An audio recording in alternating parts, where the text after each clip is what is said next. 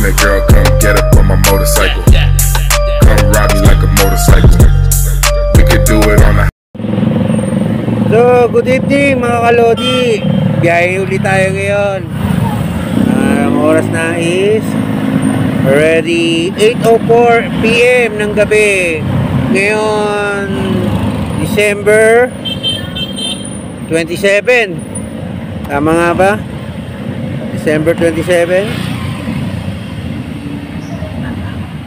So, check natin ha. Alright. Dito tayo ngayon sa kanto ng Area C.